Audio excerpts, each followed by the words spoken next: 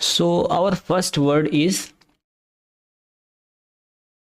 to be under the weather. So our first word is to be under the weather. First word is to be under the weather. इसका मतलब होता है to feel इल और unwell, यानी अस्वस्थ महसूस करना, बीमार महसूस करना। ठीक है, एग्जाम्पल्स देखें इसका तो क्या इस एक सेकेंड एग्जाम्पल्स देखें तो पहला एग्जाम्पल है I didn't go to school today because I was feeling under the weather. मैं आज स्कूल नहीं गया क्योंकि मैं अस्वस्थ महसूस कर रहा था। एक बार फिर से example, I didn't go to school today because I was feeling under the weather. मैं आज स्कूल नहीं गया क्योंकि मैं अस्वस्थ महसूस कर रहा था, because I was feeling under the weather. ठीक है, दूसरा एग्जाम्पल है she stayed home from the party because she was under the weather. She stayed home from the party because she was under the weather. वह party से घर पर ही रही क्योंकि वह अस्वस्थ थी। ठीक है, पार्टी से आने के बाद वो घर पर ही रही क्योंकि वह अस्वस्थ थी। वह पार्टी से घर पर ही रही क्योंकि वह अस्वस्थ थी। She stayed home from the party because she was under the weather. Number third is after getting caught in rain. After getting caught in rain, she felt under the weather. After getting caught in rain, he felt under the weather. बारिश में भीग जाने के बाद वह अस्वस्थ महसूस कर रहा था। बारिश में भीग जाने के बाद वह अस्वस्थ महसूस कर रहा था। After getting caught in rain, he felt under the weather. आगे बढ़ते हैं। नेक्स्ट है टू स्मेल अ रैट। अगला क्या है? To smell a rat. इसका meaning to suspect that something is wrong और that someone is being deceitful. दाल में काला होना। दाल में काला होना। To suspect that something is wrong और that someone is being deceitful. ठीक है, एग्जाम्पल देखें, when he offered me such a high price for my old car, when he offered me such a high price for my old car, I smelled a rat. जब उसने मेरी पुरानी car के लिए इतनी ऊंची कीमत की पेशकश की तो मुझे दाल में कुछ काला लगा। ऐसा हम लोग बोलते हैं ना। He smelled a rat when he saw a suspicious email.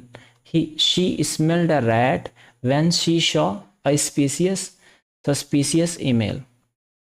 She smelled a rat when she saw a suspicious email.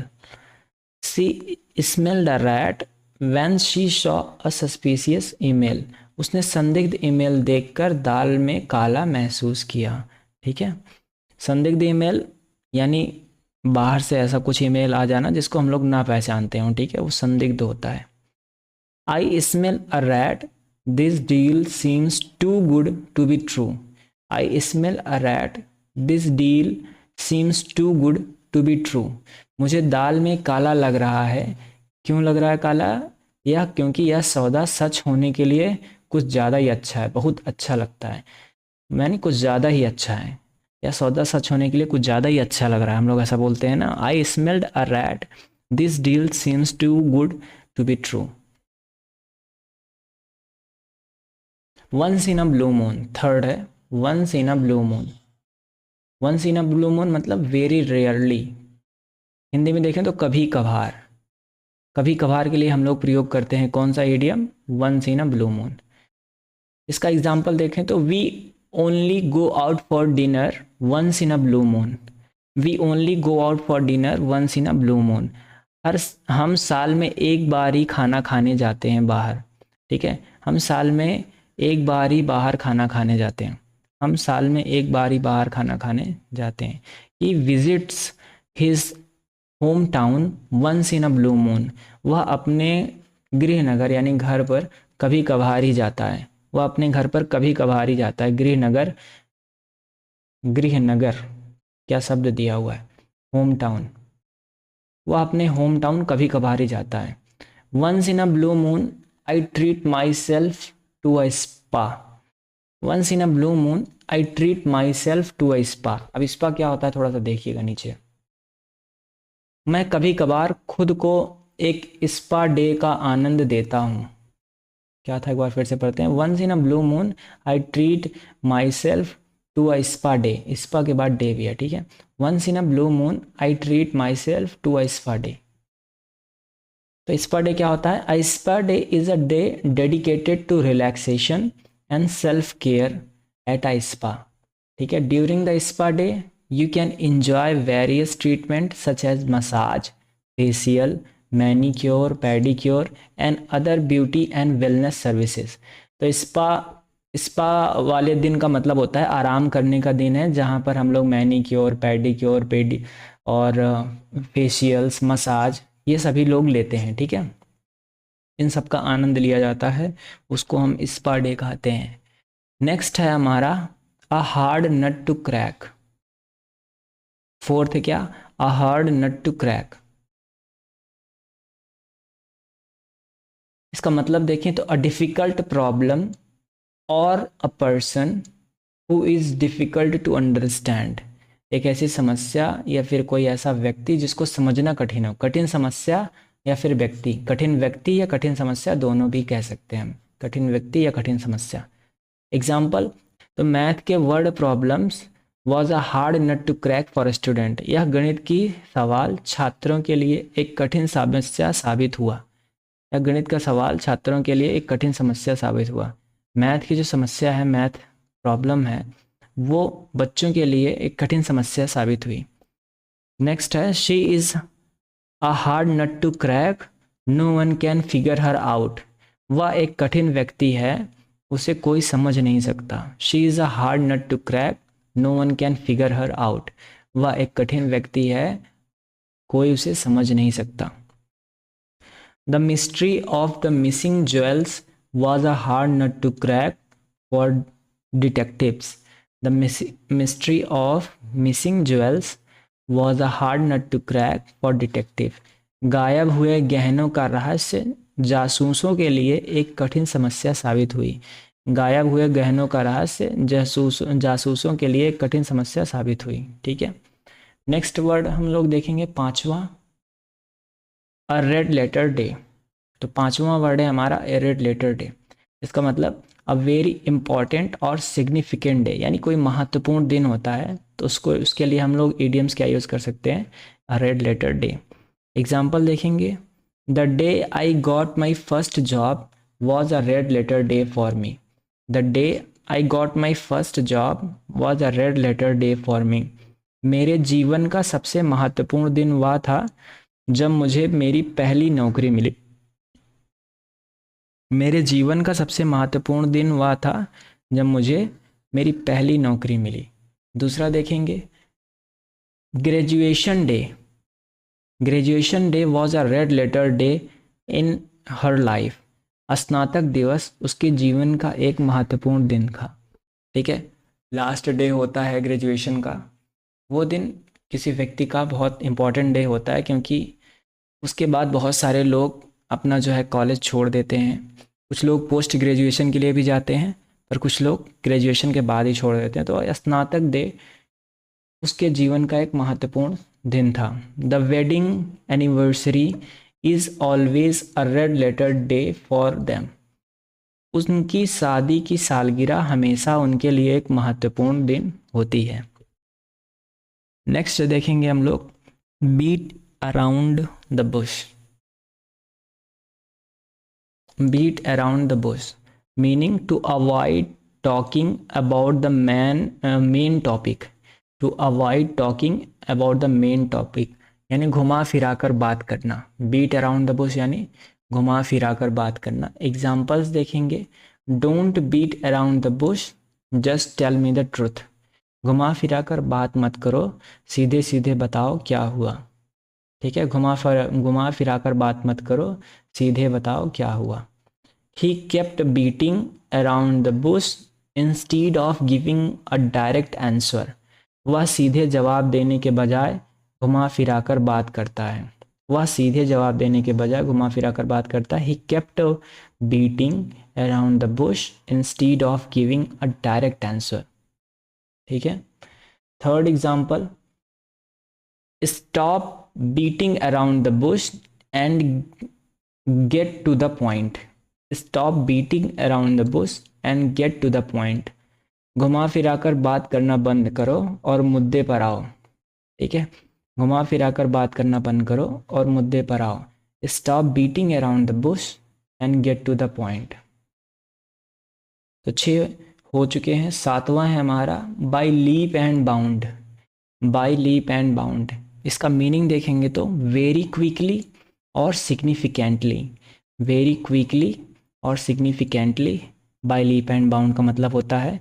Hindi meaning देखेंगे तो तेजी से, बहुत तेजी से का मतलब हुआ।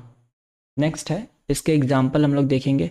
His reading skills have improved by leap and bound. His reading skills have improved by leap and bound. उसकी पढ़ाई में बहुत तेजी से सुधार हुआ है। उसकी पढ़ाई में बहुत तेजी से सुधार हुआ है।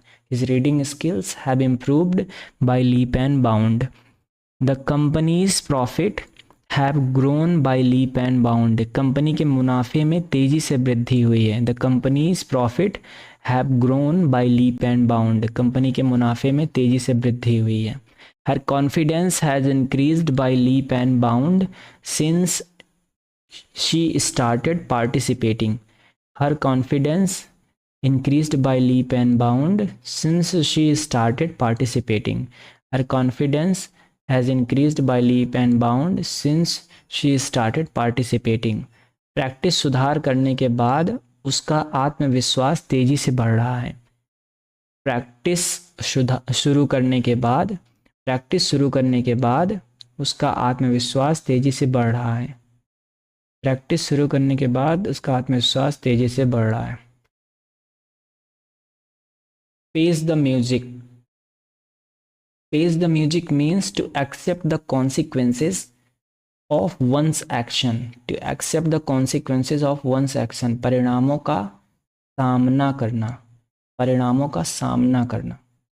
एग्जाम्पल देखेंगे। After breaking the vase, he had to face the music when his mom come home. फूलदान तोड़ने के बाद जब उसकी मां घर आई तो उसे परिणामों का सामना करना पड़ा। आफ्टर ब्रेकिंग द वेस, फूलदान तोड़ने के बाद, तो दैट इज मीन वेस का मतलब फूलदान। आफ्टर ब्रेकिंग द वेस, फूलदान तोड़ने के बाद जब उसकी मां घर आई, he had to face the music when his mom come home.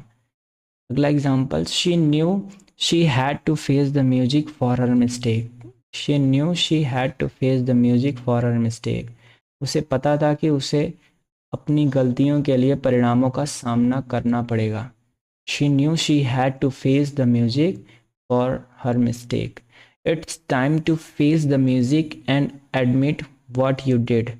It's time to face the music and admit what you did. अब समय आ गया है कि आप परिणामों का सामना करें और स्वीकार करें कि आपने क्या किया है। It's time to face the music and admit what you did. 9th है gift of gab. Gift of the gab. Gift of the gab का मतलब the ability to speak easily and confidently. बोलने की कला।